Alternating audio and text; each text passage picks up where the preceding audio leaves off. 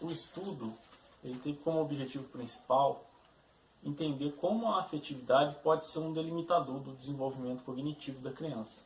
Isso sob o ponto de vista da psicogênese piagetiana. Por esse motivo, analisar a evolução cognitiva e afetiva na criança, e principalmente o modo com que as duas se relacionam, é fundamental para compreender o papel do professor dentro da educação infantil. Na intenção de criar um caráter mais humano e também profundo no estudo da subjetividade nessas idades.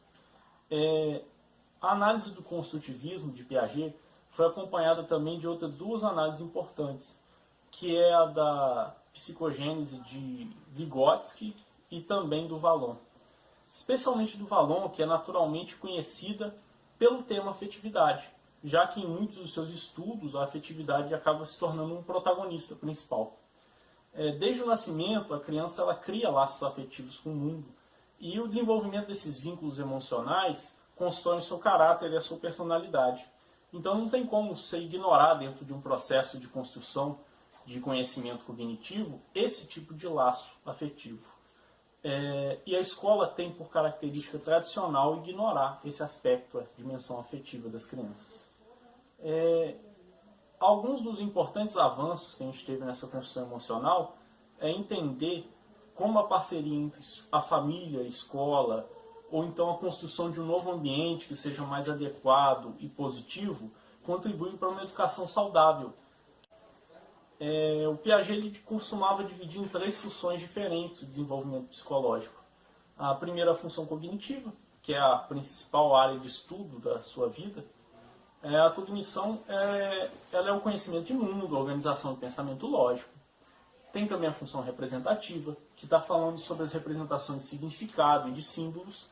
E também a função afetiva, que ele trata como um motor propulsor de todas essas outras duas. É sobre as funções cognitivas que o Piaget vai realizar boa parte de seus estudos, considerando o desenvolvimento pleno infantil, ou seja, todas as suas funções em períodos bem marcados.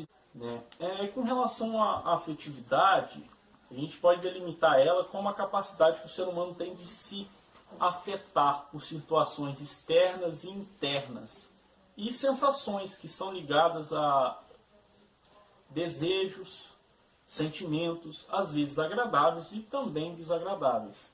O Pascal, importante físico, matemático, filósofo e teólogo francês, sempre dizia que o coração tem razões que a própria razão desconhece. Porque é indiscutível que o afeto tem um papel fundamental dentro do funcionamento da inteligência. O próprio Piaget vem dizer que nem necessidades, nem motivações, interesses existiriam sem o afeto, a inteligência. A relação entre a afetividade e a cognição é que, tanto nas ações simbólicas quanto sensomotoras, elas são inseparáveis. A afetividade não é capaz de explicar por si só a inteligência, mas toda a construção mental é permeada pela afetividade. A valorização da dimensão cognitiva em detrimento da afetiva é tradicional na trajetória do pensamento científico, Mas é essencial que o professor se envolva nesse processo e considere a afetividade como parte do desenvolvimento.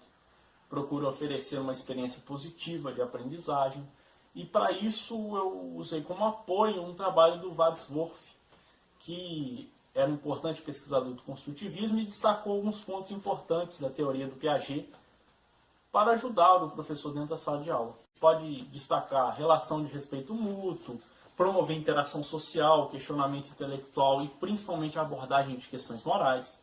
O professor precisa permitir a discussão em sala de aula. Assim, a criança que ouve os argumentos dos outros se reestrutura seu pensamento através do desequilíbrio cognitivo ocasionado pela situação.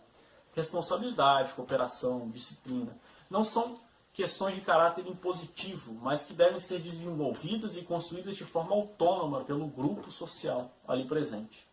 A discussão vai demonstrar a necessidade da construção de uma prática pedagógica que supere a clássica oposição entre a cognição e a afetividade, a razão e a emoção, e que principalmente vai romper essa concepção que o ambiente escolar deve priorizar o desenvolvimento do intelecto, negando aspectos afetivos da criança.